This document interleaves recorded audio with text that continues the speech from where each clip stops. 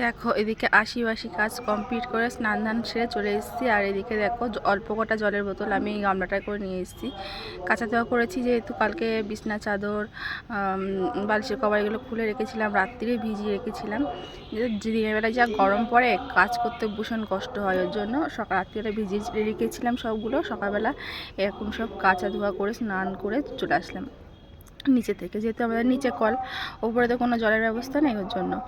আর তোমার দাদাভাই সব জল তুলে দিয়েছে, এমনিতে আমার কোনো জল তুলতে লাগেই না, ও বাড়িতে থাকতে পারে, ও সব জল টল তুলে দেয়। আর এদিকে দেখো আমি সব মেলে দিচ্ছি, সুন্দর রোদ্দুর উঠেছে, মানে মেলে দেওয়ার সাথে সাথে 1 ঘন্টার মধ্যে সব শুকিয়ে যায়।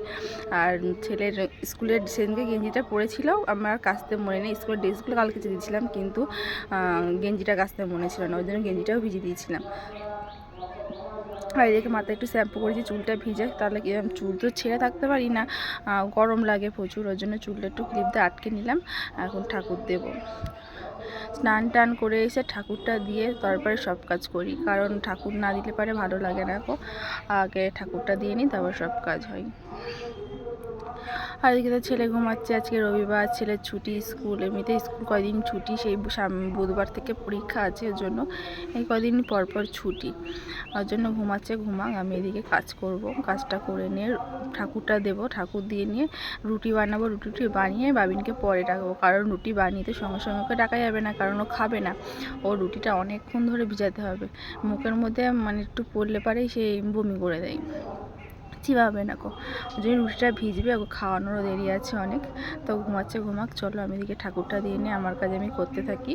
সারাদিন রুটিন চলতেই থাকে একটার পর একটা, এটা মানে সব কিছু মানে একটার পর একটা করবো এরকমভাবে সব ভেবে রেখে দিই, তেমনই করতে থাকি। আর এদিকে ঘরে পাখাটা চলছে বোধহয় জন্য, দেখো প্রদীপটা জ্বলছে, কেমন হাওয়া লাগছে, হাওয়া লাগলে যেমন হয় ওরকম হচ্ছে। তো চলো কাজ করতে থাকি। আর শরীরটা আজকে একটু মোটামুটি ভালোই আছে।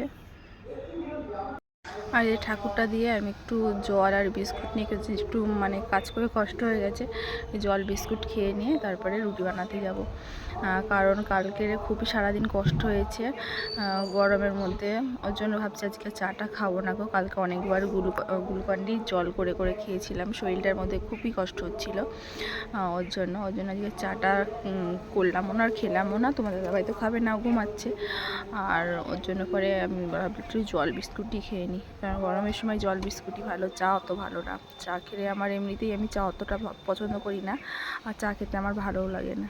তা চলো।